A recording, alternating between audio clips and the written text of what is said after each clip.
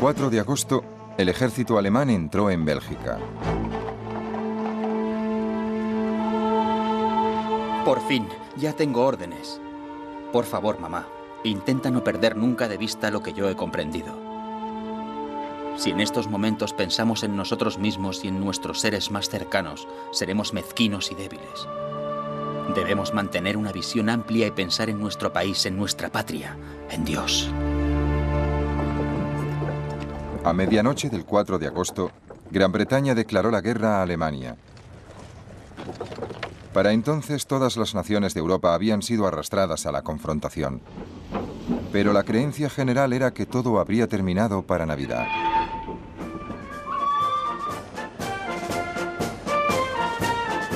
Es una situación sin precedente alguno en la historia mundial. Se cree que cuando empiece la guerra, 14 millones de hombres se verán implicados en el enfrentamiento.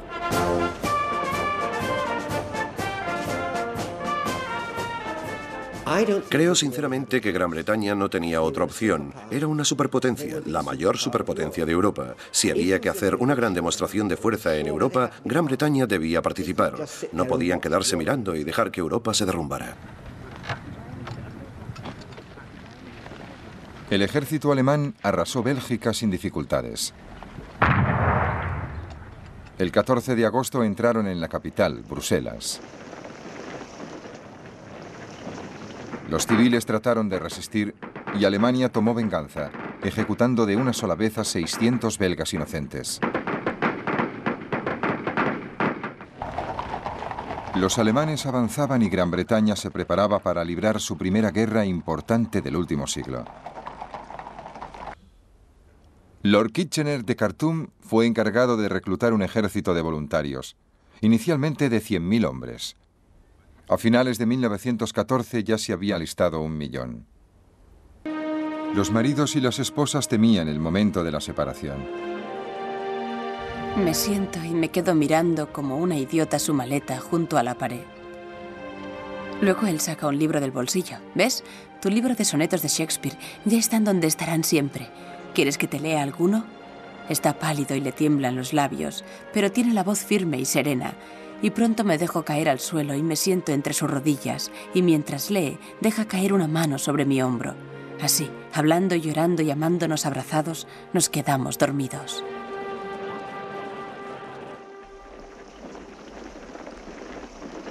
El alto mando envió la fuerza expedicionaria británica a Bélgica para detener el avance del ejército alemán.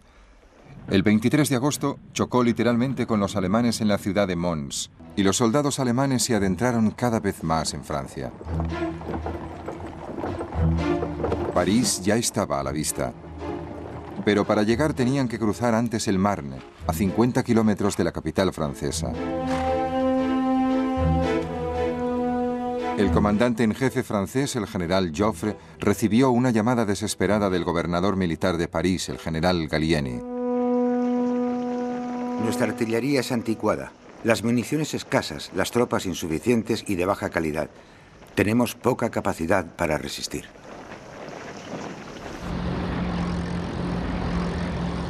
Entonces Gallieni hizo algo extraordinario. A falta de medios de transporte militares, organizó todos los taxis de París para que llevaran a sus soldados al frente a unirse con el ejército de Joffre.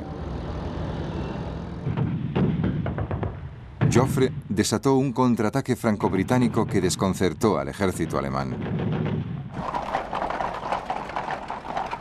Hicimos huir a los alemanes. Estábamos furiosos y además éramos otros, en cierto modo, unos veteranos. Muchos de nosotros a los 20 años ya habíamos luchado en 3 batallas. La batalla del Marne fue el punto de inflexión del primer año de guerra. El avance alemán fue detenido en seco y sus comandantes se dieron cuenta de que habían sufrido un tremendo revés. La ofensiva alemana en el frente occidental ha sido aplastada. El milagro del Marne ha salvado a Francia. Al mismo tiempo, en el frente del este, al otro lado de Alemania, las primeras semanas de guerra habían sido testigos de rápidos ataques y contraataques de Alemania, su aliado Austria y su contrincante Rusia.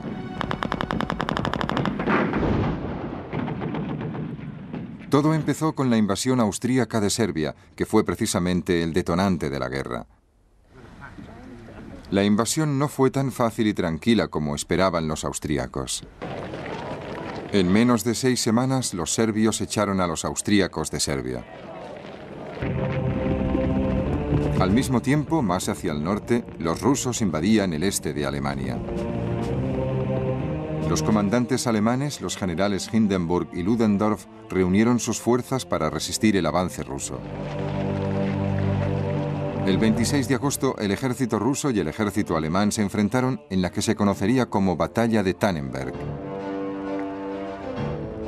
Un testigo inglés describió la magnitud sin precedentes de este combate. El frente de esta tremenda batalla era muy extenso, y los rusos presumían de tener 3 millones de soldados. Se recurrió al cuerpo a cuerpo más a menudo y a mayor escala que en todas las batallas anteriores, incluso en campo abierto. Tannenberg fue una victoria famosa para Alemania. Casi 100.000 soldados rusos cayeron prisioneros. Otros 50.000 cayeron muertos o heridos.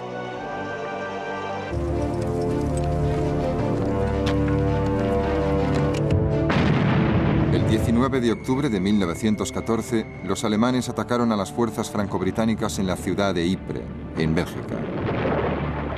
La primera batalla de Ypres, en muchos sentidos, fue un momento decisivo para el conflicto en el frente occidental de 1914.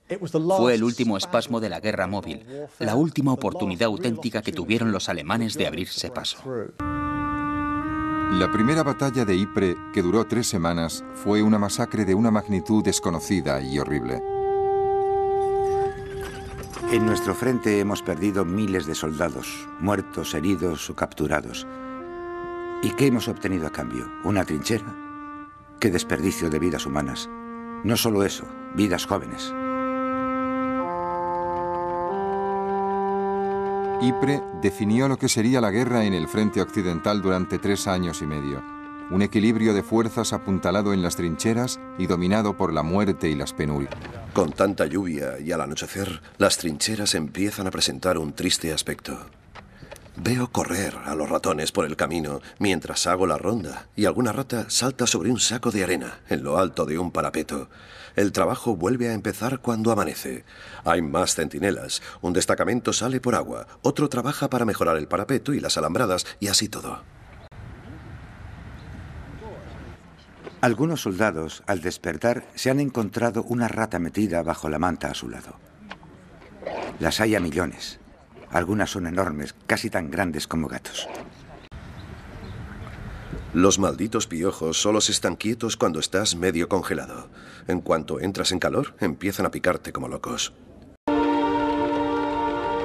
El otoño de 1914 daba paso al invierno y los hombres del frente cada vez creían menos en las promesas de una guerra corta.